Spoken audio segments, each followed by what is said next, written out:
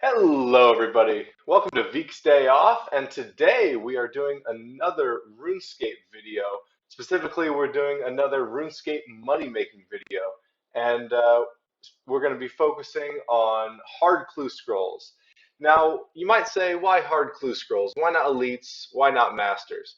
Well, first of all, I don't have many master clue scrolls, so uh, I mean, I believe I do get some in this video for from some drops, but I don't have enough Master Clue Scrolls to do Master Clue Scrolls uh, for enough to get a good sample of how much money you make from them. But I do have a lot of elites. So you say, why don't I want to do elites?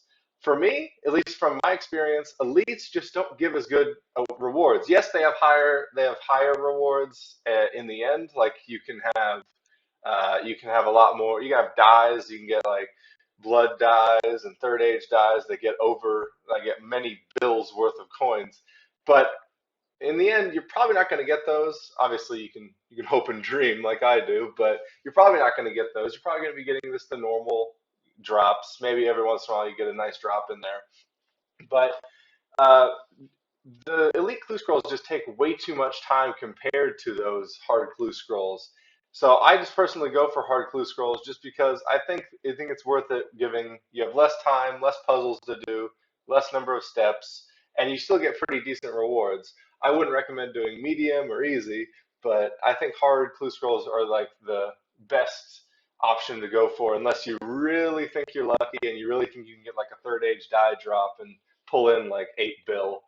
But today we're going to be going over hard clue scrolls. As you can see, I've already gotten finished my first one in the video, and that hard clue scroll did drop me a master clue scroll, and the second one I just finished also dropped me a master. So I do have two masters. So maybe I'll be able to do something with those in the future. But mainly from hard clue scrolls, you're going to be getting a bunch of smaller drops like arrows and rune salvages, random runes and such. But every once in a while, if you get lucky, hopefully it's most of the time if you can get lucky, but every once in a while, you'll be hitting different pieces of trimmed armor or just any like trimmed gold armor, Ceradomin, rune armor, stuff like that, and those are worth over a mil each. So you can get those drops. You can also get different skipping tickets, which are worth a couple hundred K each, depending on which kind you get. And so it can be pretty good money. Obviously, just like with elite clue scrolls, you're going to be hoping for your bigger drops like your Barrows die, your Shadow die, third age armor. But those are just like those are the things that keep you going. But those are the things that keep you dreaming and really hoping that you're going to get some decent money from it.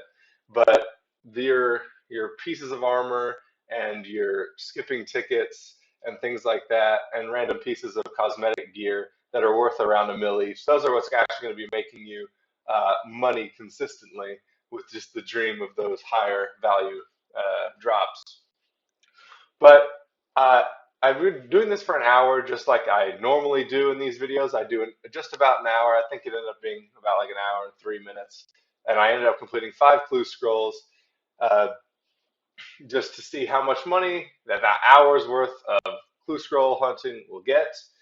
I think it's a very decent way of making money, and also I mean personally I enjoy doing it. I enjoy clue scrolls. It's not as AFK as something like pickpocketing elves or any other range of activities. But I think it's still pretty fun because you can semi AFK. You can still watch videos while you're doing it. You don't have to focus entirely on it, just going back and forth. Especially if you have like the little toolkit that gives you quick solutions to where things are and like where different clues are and who you need to fight and such. As you saw, I just died there because I'm dumb. But yeah, if you have the toolkit, alt toolkit, then you should be pretty good, and you should be able to just knock through these and make some pretty good money. I was like me dying there, and then one spot where I had to look up how to get into uh, the big what's it called, the I don't even know, the island over by Feldup Hills. I had to look up how to get there because I completely forgot. But besides that, you're pretty consistent. You can be pretty consistent. You can knock down a lot of these clue scrolls, and you can get some pretty good money from it. So we are nearing the end of my journey. I have about one more clue I'll be doing, and then we'll get into selling all the items that I got from all these trips. Make sure to use your little hidey holes like I'm doing in these, because those are going to be very necessary when just to speed up getting all the emote clues. But we're about done at this point. I'm just finishing up this last clue here. Go to Phillip Hills, and see, this is the spot where I got lost at the beginning. But we're now going to get this final spot, and then we will go to the GE and sell everything. At the end, it looks like we end up with around, actually, I think I go to here in Cramja, but in the end, we end up with around 5 mils worth of profits from the hours worth of time, which is pretty good. I mean, it could be a lot better, but it's better than the other two things I've done. So I think it's pretty solid, and it's pretty fun to do while you're at it. So I think it's a pretty good strategy.